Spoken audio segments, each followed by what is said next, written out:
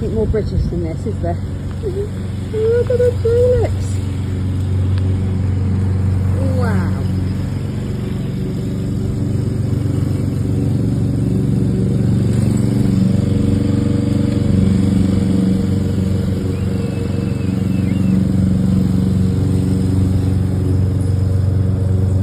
Oh my goodness, it's so beautiful. I love this time of year.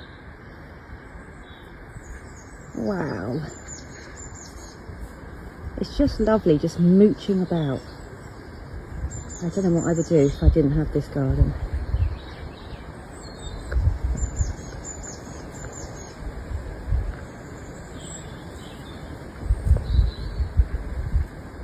I just think nobody wanted this. Nobody wanted this house when we moved in. Too much work.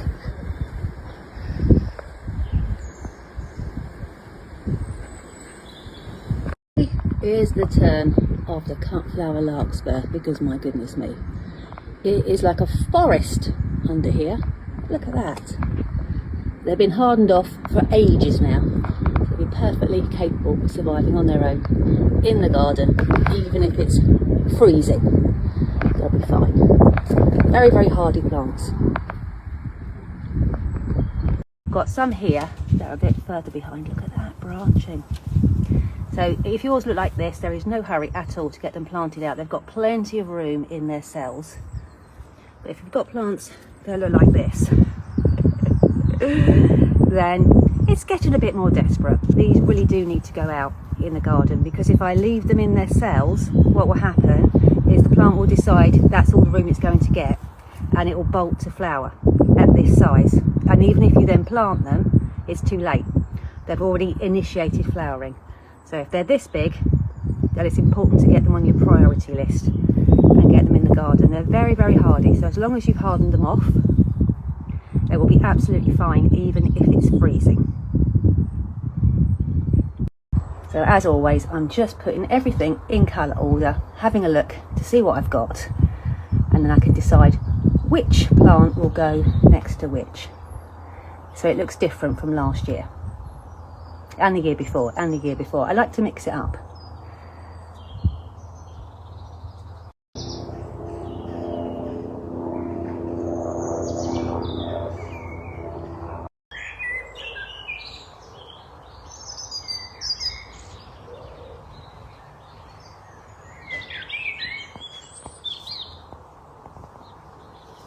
I give them a good pinch from underneath, and then if they are ready for planting out, they will pop out like a lovely plug, and then you can just gently lower them straight in the ground and they won't even know they've been moved. I'm going to plant them nice and deep so that the ground, the soil, gives them some physical support to keep them bolt upright while they quietly anchor themselves in below the soil surface. Just keeps them nice and sturdy, because they won't yet be tall enough to go through the first layer of the mesh. So they need to be able to stand on their own 2 feet until they get a bit bigger. As always, I'm going for the tallest and the most desperate to be planted first.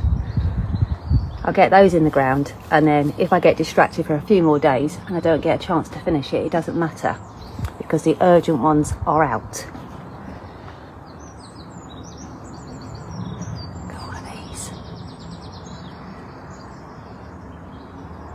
Wow, so lovely. I think I've got one I need here. Never mind, they always do for gifts when people come out to help us. There we go, just so you can see how deep I am planting them.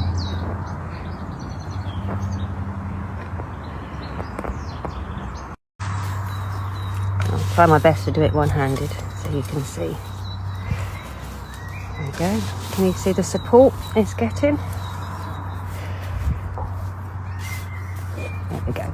And the watering, when I water them in with a watering can, that will also help settle the soil down all around and make sure there's no air gaps around the roots. So what I find by planting them just that little bit deeper and waiting until the root ball's this size. So they don't really like too much root disturbance. They've got a very delicate root system. You can see from this how delicate that is. So I'm not disturbing the roots one bit. So if yours are not ready to pull out like a plug from your trays, just leave them for a little bit longer. That's what I've done with mine. I've left them until they're ready, and then by planting them nice and deep, not only do they get a really good anchoring in, physical support from the soil all around while the roots establish themselves, but also the soil is cooler and it also retains the moisture better because it doesn't get baked off by the sunshine. So the soil surface might be really dry, and these are small plugs so they can dry out really quickly, but just that little bit deeper where the soil is cooler and more moist means that you won't have to water them that often, and they don't like overwatering, so you need to be careful of that.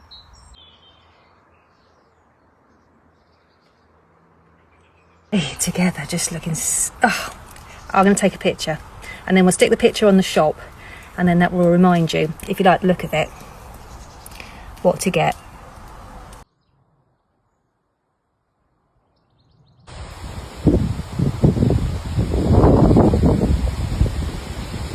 You also find sometimes you have wildlife, or sometimes our pets, run around the garden, and if they're anchored in nice and deep, they're less likely to get snapped by anything meandering through your flower beds when they're not supposed to be.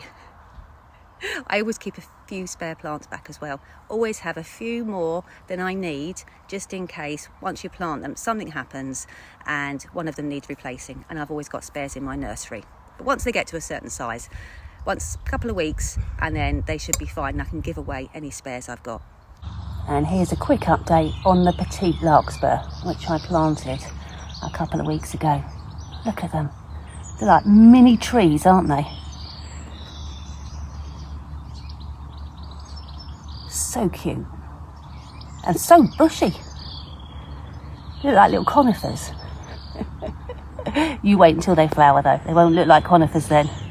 Behind me, look at what's already planted. Look at the size of these Amimajus. Let me put my hand in for perspective. Look at that, look how chunky that is. And that's because it's now out in the garden, so there's nothing to stop it from growing. Containers can restrict the size, so as soon as they're ready and they filled their containers, that's when you get them out. In this bed we've got Amivisnaga at the front, behind we have got the wild carrot, then the Amimajus, and then the Orlea grandiflora. It's looking absolutely fabulous, isn't it? Look at that. Doing so well, so well. The support's all ready. The Ami's already through it. Look at that. The Orlea, well, that has to be seen to be believed. All the way through the first layer of mesh now.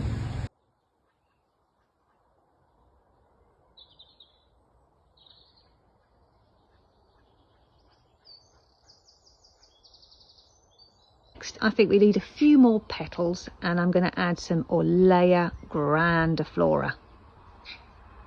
In the nursery, I'm taking advantage of this lovely weather, and everything is now out on the tops of the cold frames. Everything's perfectly hardened off. It's just waiting for me to get a chance to grab the tray and pop them in the garden. These will be next. This is the rainbow mix larkspur. So we're growing the same plants together.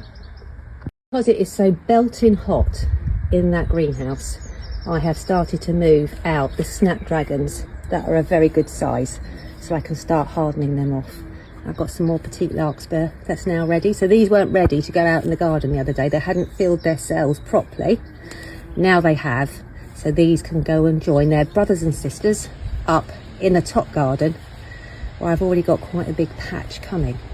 So it's quite good because they won't all flower at once. I'll get a little ripple of fresh flowers coming through for weeks. I will show you. So if seeds don't germinate on time, don't germinate all at the same time, it doesn't matter. They quite often just catch up anyway, but if they don't, it means that you have a succession of flowers coming. You can't successional sow these plants, we successional sow different varieties because we don't have climate controlled greenhouses. Wow, look, that's exciting. They're starting to flower. Well, starting to bud up. Got white one here and I can see pink behind. That is going to look smashing in a couple of weeks. Look at the sweet rocket go. That is incredible. You're getting some height on it now. Stemma is also gaining height and waving around in the breeze. Look at that. It's going to look amazing with the alliums. I'm really glad I did that. Allium's just here. So that's going to look fabulous. It'll look nicer when it's a bit sunny. This is the late winter started Agrostemma. Beautiful fresh flowers coming through just when we need them. Look at those. With the backdrop of larkspur. And if I tilt the camera up, can you see the wild carrot just behind? The syringe, look at it! Isn't that exciting? And you can see the poppies behind and the cornflowers are behind that. Wow, I will come back when the sun is shining. But actually, you can really see the blue, can't you? Poppies. Wow, look at those. Huge. And then here we've got the cornflowers. They always look a bit scruffy until they start flowering, don't they? They're very thirsty plants though, so keep the watering up. My goodness me. Right, I'm going to take this fleece away because look, it's obstructing those ventilation holes. So let's get that out the way. So these flowers kind of have a proper cool down this evening. It's insane, isn't it? Absolutely insane. It's literally gone kapow.